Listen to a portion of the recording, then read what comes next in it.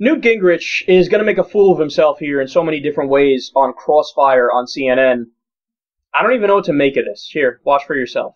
I mean, Bill de Blasio is... He's your campaign manager. No, but he didn't endorse him. He is a very liberal person in a very liberal city, just as the other great joy of progressive Democrats, Elizabeth Warren, is from the most liberal state in the country, arguably maybe with Vermont.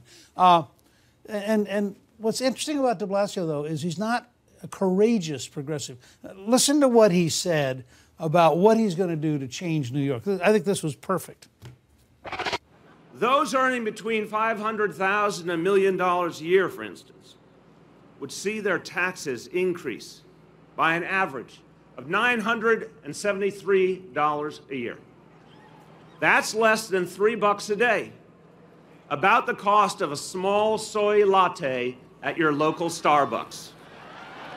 Now, I think this gives us, you know, years ago we used to talk about sort of the Chablis and Volvo liberals in the suburbs. This gives us our brand new definition of the courageous soy latte.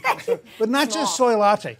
Small. Now notice, I mean, a genuine radical like Van would have said, I want a large, I'm going to hit the rich. He's a quad guy. I want a large one here. Okay.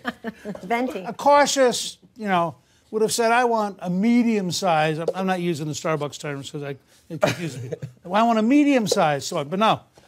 De Blasio's example of courageous leadership is, I will change the city of New York and rich people will not pay more than a small soy latte. Do you know how hard it is for those of us who are in the business of trying to characterize liberals to have somebody jump up and say soy latte? How do you ridicule somebody who themselves is already saying soy latte? But imagine being a business in Manhattan who's got some serious decisions to make, whether they stay in Manhattan or go somewhere else. But let me ask you a practical question for a second.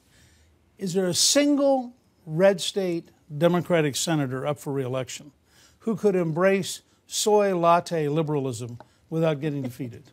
What I love so much about that clip is that de Blasio's argument goes right over Newt Gingrich's head.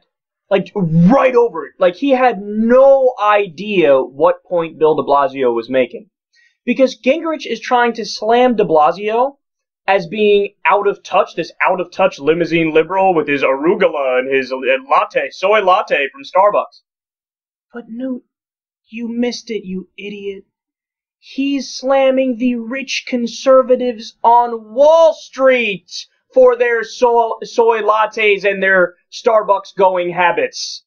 He's saying to them, look, man, you make between $500,000 and $1 million a year, and I'm just here to tell you that when I raise your taxes by a grand total of a measly $973 a year, that's going to go towards universal pre-K for people in New York City. That might go towards health care. That might go towards improving the infrastructure. That could go towards any of a number of amazing, fantastic things that are great for such a tiny little cost to you that it would only be equivalent to a little soy latte every single day.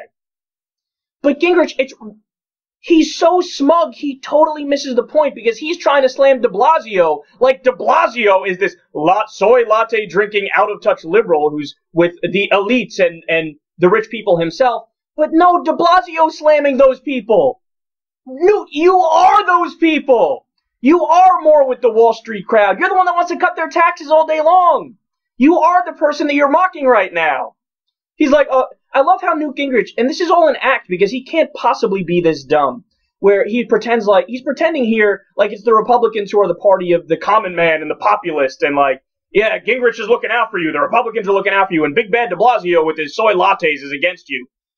The point he's making is that he's for the little guy and the middle guy and the regular guy, and he's the populist. You're the one that's against those policies.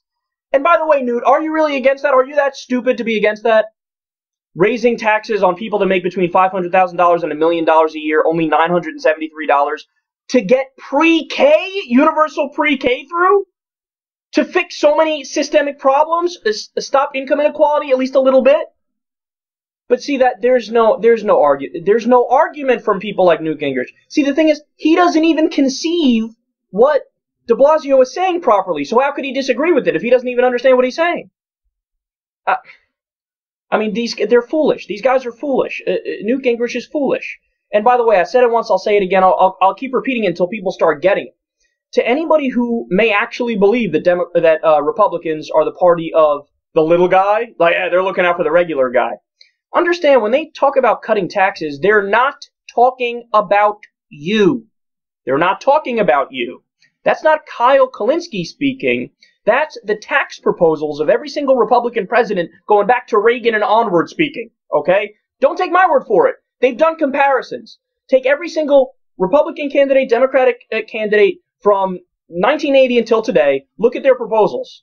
People like Newt Gingrich, all these different Republicans, they want to raise your taxes if you make under $250,000 a year, and they want to cut your taxes if you make over that number. It's the Democrats that do the opposite. The Democrats want to cut taxes for 95% of the population and only raise it a little bit on the richest ones. So don't pretend like, oh, this guy is so elitist and out of touch. Newt's acting like de Blasio's out of touch.